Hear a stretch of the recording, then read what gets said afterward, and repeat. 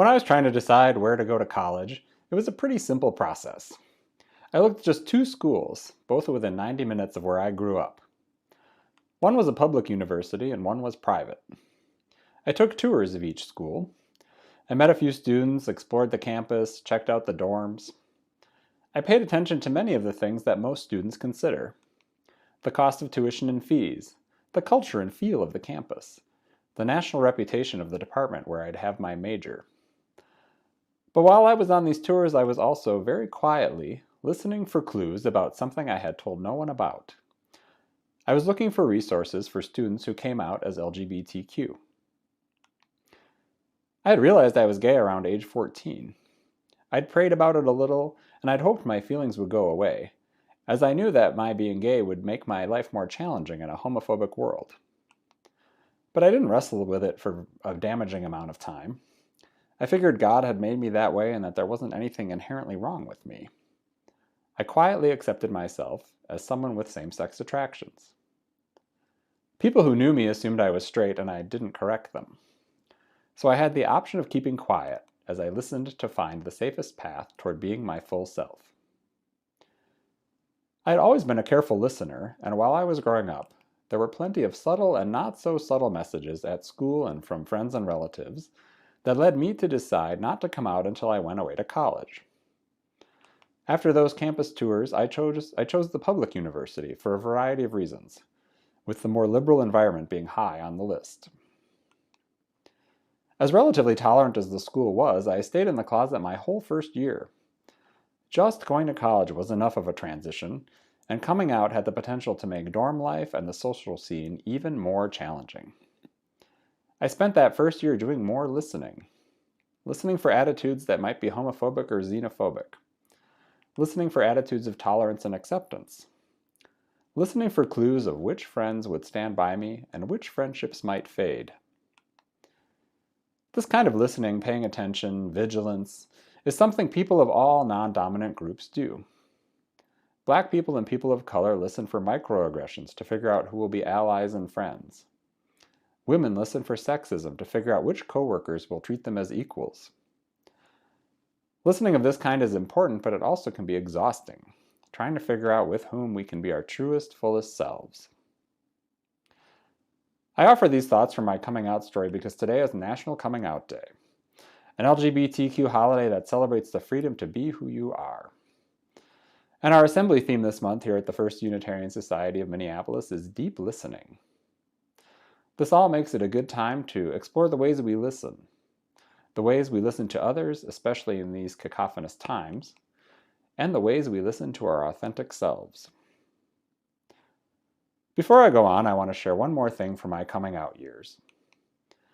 I didn't go on my first date until I was 20 years old, so I was quite a few years behind my non-LGBTQ peers in learning about dating and relationships. It took me quite a mile to catch up and figure things out. For example, I'd find myself on a date with a guy who would ask me almost no questions and talk almost the entire time. And I'd think, well, I won't see him again since he mostly monologued and didn't ask anything about me. Sometimes that was true, but other times the guy did want to go out on a second date. This baffled me for a while, until I figured out that such guys didn't so much like me as like the fact that I listened. I eventually decided that if the listening wasn't reciprocated, or if the guy was just wrong about a lot of things, I could stop listening, and I didn't owe him a second date. I was obligated to be kind and respectful when I was in somebody else's presence, but life is short, and I realized that I didn't have to spend my time in coffee shops listening to anyone I didn't really want to listen to. I think this offers a helpful lesson for where we are right now in our national life. Most of us are being bombarded daily, hourly, or even every few minutes with all kinds of information. From the avalanche of breaking news to political advertising via every imaginable medium. So much is demanding our attention right now. Part of this is an unusual confluence of events. No one planned to have wildfires, hurricanes, a raging pandemic, elections, and the death of a beloved Supreme Court justice in such a short span of time. But as I've mentioned before, creating discombobulation is a common strategy of leaders with authoritarian tendencies. The rapid-fire contradictory communication, the bombastic denial of demonstrable facts, the intentional cruelty of policies that lead to destroyed families and mass death. All these are designed to exhaust and demoralize people of goodwill. At times, the opposite of demoralization can happen. The bad news can be a source of motivation for change. But either way, you may want to monitor your dosage of listening and see what the effects are on you. You don't have to bury your head in the sand, but it's good to be mindful of what you choose to listen to. An example. I've been choosing to not listen to the presidential or vice presidential debates. I'm certainly curious about what's being said, but I'm not in need of more information to make up my mind, and I'm already motivated to vote and to work for change. I prefer to catch only snippets of the debates and then read about them afterward. I don't need to bear direct witness to blatant lies or abusive or belittling behavior. And any amount of mansplaining that occurs takes me right back to those tedious dates in the coffee shops. Life is finite. Listen wisely. Almost 4 years ago, right after the last presidential election, I talked about the value of listening to marginalized groups. Even before all the current threats to our electoral process and our institutions, our representative democracy had problems both with being representative and with being a democracy.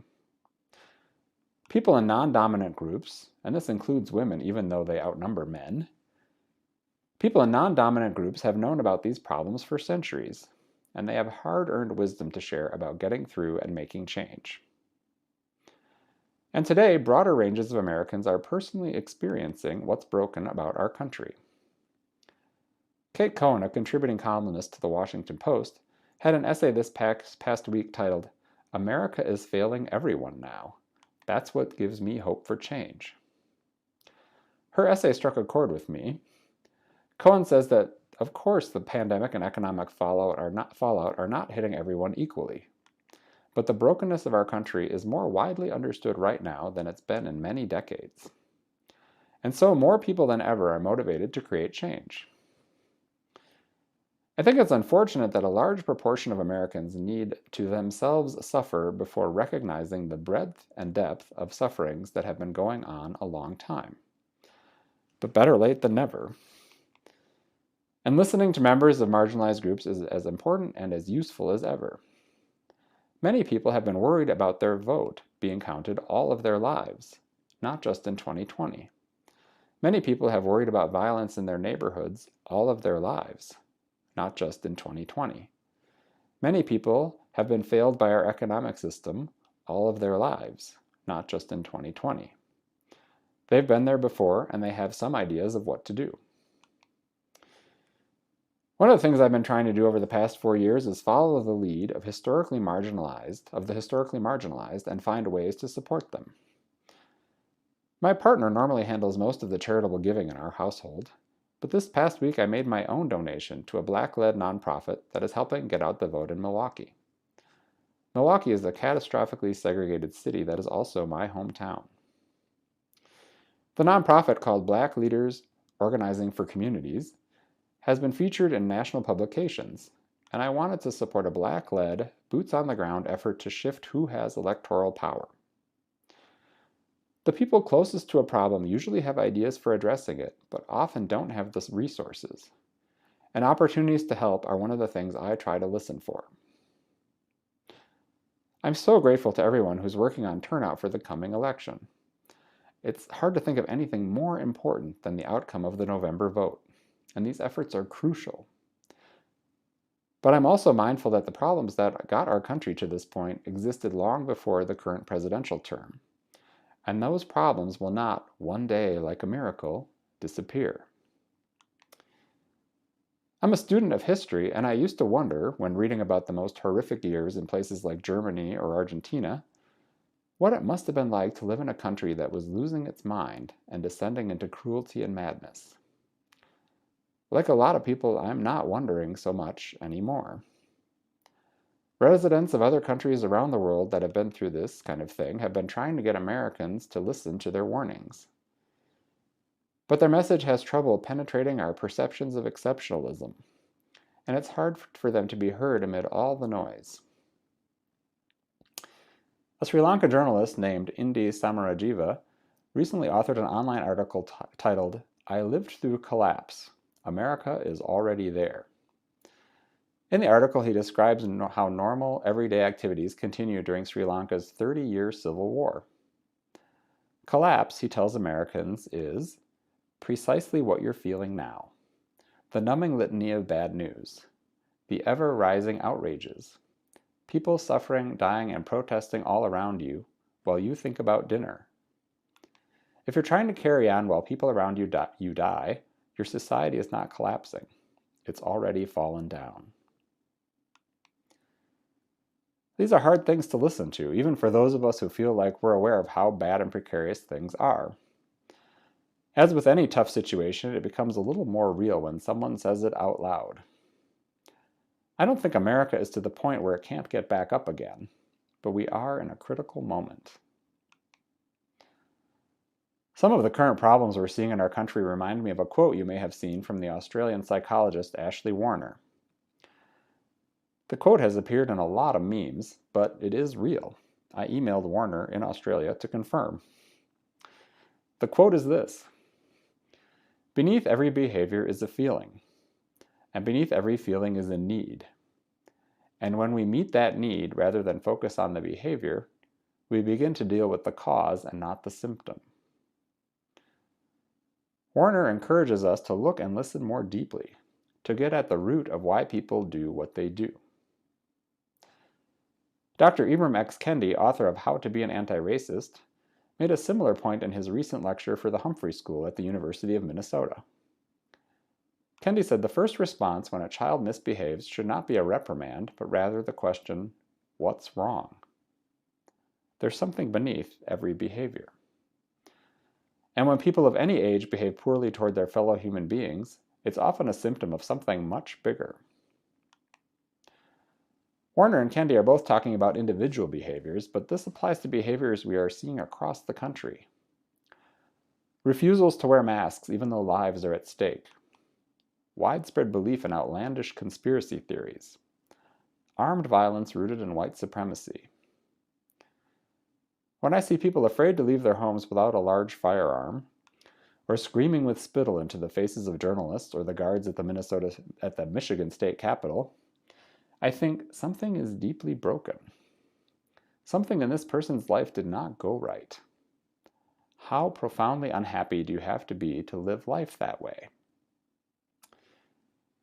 In this era of compassion fatigue, I admit to having little to no compassion for people who choose to belong to these cults of destruction.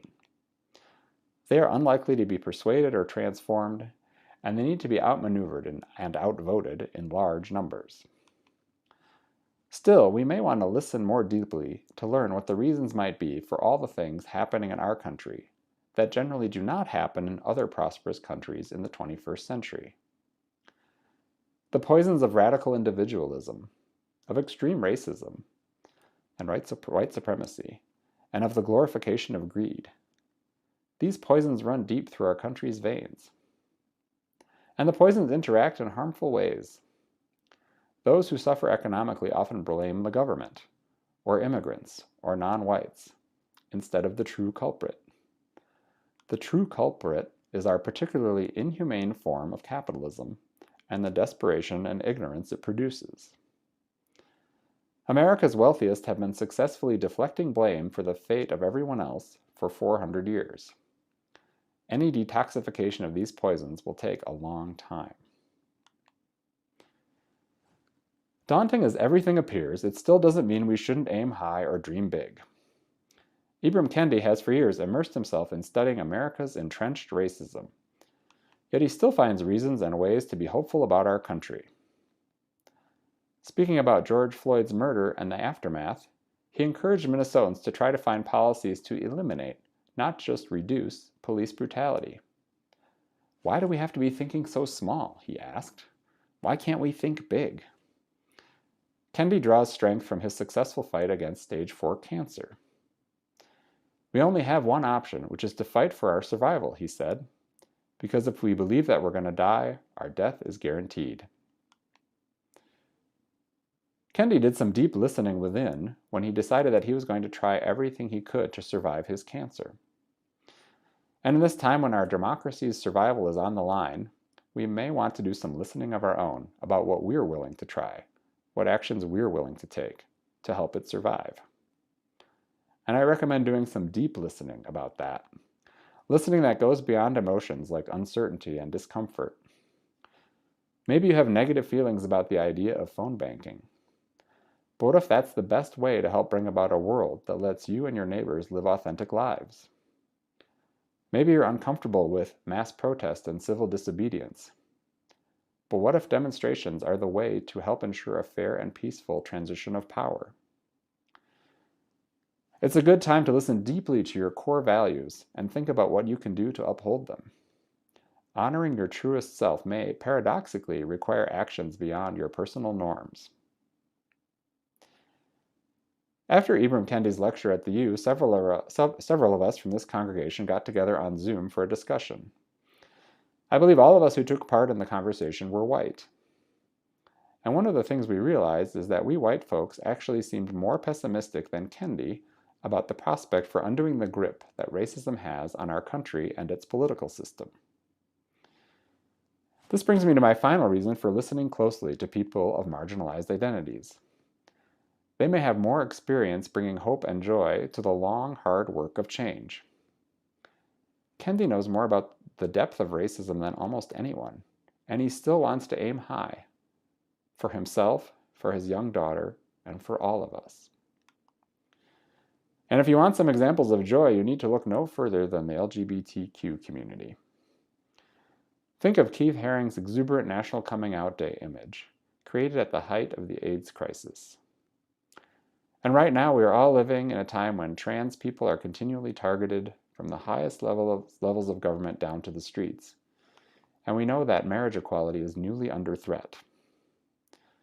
But when the current occupant of the White House recently gave a shout out to the Proud Boys, a known white supremacist hate group, LGBTQ people who have been celebrating Pride for more than 50 years did not let that slide. They took to social media to claim that gay men are the real Proud Boys, posting pictures of themselves living out and proud.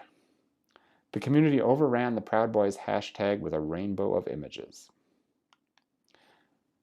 Our shared future may be daunting, both in the short term and well into the coming year. But if we listen wisely to others and to ourselves, we can help move the world forward. So may we all look within, come out, go forth, and do some good.